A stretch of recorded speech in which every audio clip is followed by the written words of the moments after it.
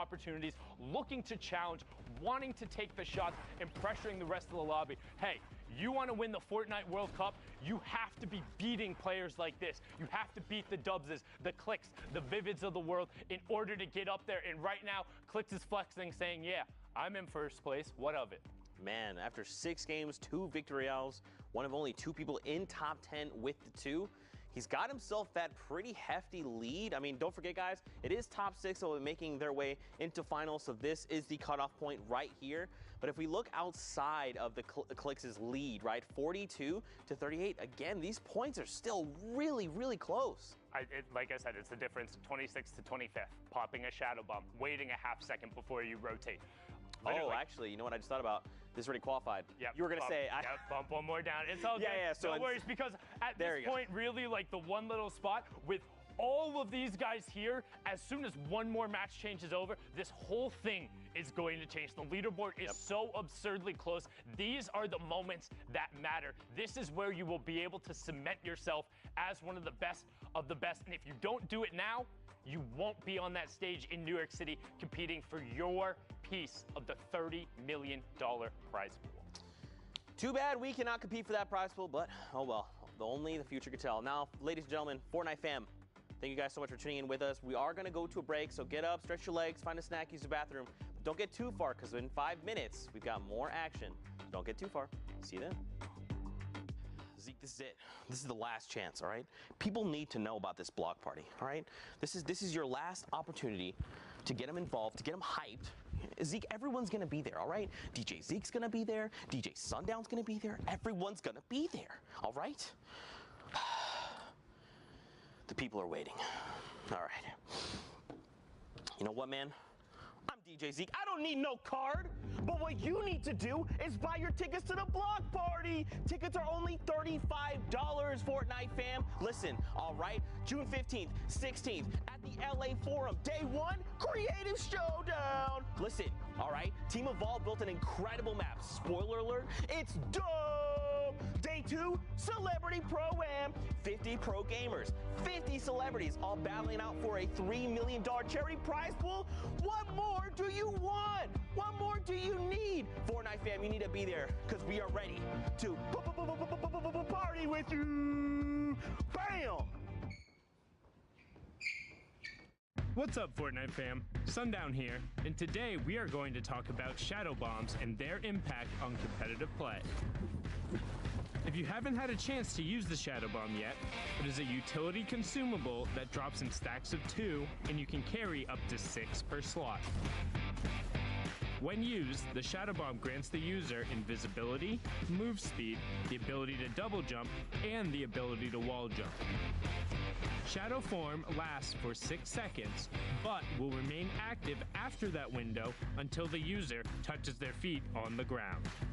We've seen shadow bombs already have a huge impact on some of the Fortnite World Cup online open qualifiers. Can he hit it? Oh my gosh! He hits it! You freaking legend! Are you kidding me? Now, let's hear what some of the players who have already qualified for the Fortnite World Cup final think of the addition of shadow bombs to competitive play. I think with Season 9, the shadow bombs are a perfect mobility that has its downsides and upsides if you use it right. I mean, I think shadow bombs are very balanced right now. They're a really good way of getting mobility considering they're an uncommon item. I feel like they're a really good addition to the game. It's as good as a Rip to Go, maybe even better in my opinion. You can get your position wherever you want to, especially end zone. People don't expect it. A little bit of HP left. You're gonna pull it! It's a must carry. You know, when that zone pops and you're super far, you can pop a shadow bomb and just get to the next zone. It's great. I love them. Shadow bombs are amazing. Like, I reckon that's like one of the best things they've brought out so far, because you could just sneak into someone's box or like get high ground or like go low ground without taking damage.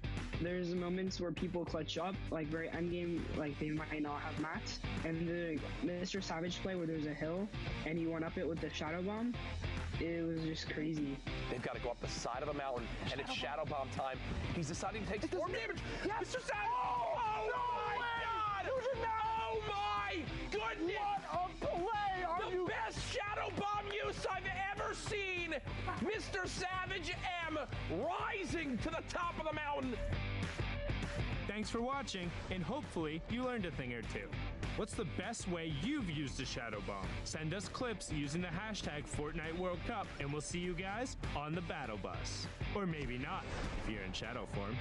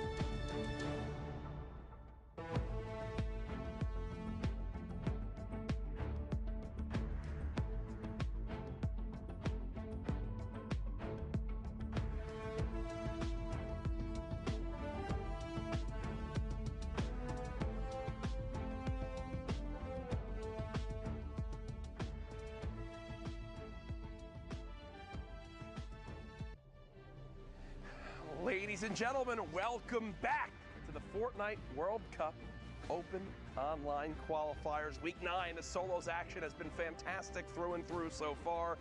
We've covered Europe. We're midway through NA East.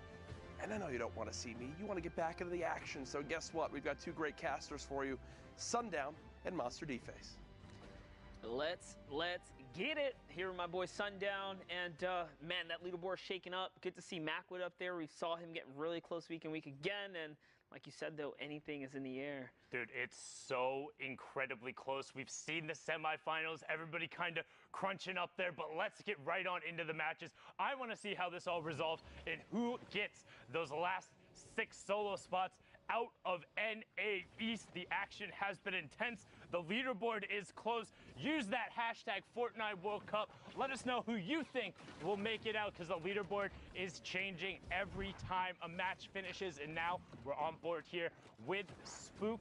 49 players left, so just under half the lobby. Yeah, the only player we've seen really take a lead today is Andretta. Outside of Andretta, no one else. The boards have been extremely close, top to bottom here. So now hopping in with Spook, guys. 50 minutes left to queue up here. We're midway through it. Halfway through all the queue times and the games we'll be seeing here for the NA's block. It's going to be a close one. It's going to be close. I mean, every single region has come down to some form of last match, whether it's a player overtaking at the last minute or you saw Blacksup get the victory royale, everything he needed on the final match of the server. There's Spook picking up ramen there, no 99-cent deal. Back to the lobby. You can queue back up. Like we said, just under an hour left in the queue times. You get 3 hours or 10 matches to score as many points as possible, and this lobby is stacked. Outlet, Diggy, Macwood, all directly on top of each other right now. Macwood getting some pressure onto that cone, but not finding anything after the heavy snipe. Yeah, nice angles right here, just playing with the perspective that he has. He drops a player there with the heavy sniper. No fall damage was given, though, which means that player slid on down safe and sound through the side of the mountain here. This Macwood is back in the hunt, just looking around on the prowl right now. And so far, so good. 46 players remain in the 6-man, or Storm Wave 6 is approaching here, I should say. Tons of players. That means no placement points have been given out, and these players have put close to 15, 18 minutes or so of time into this game right here.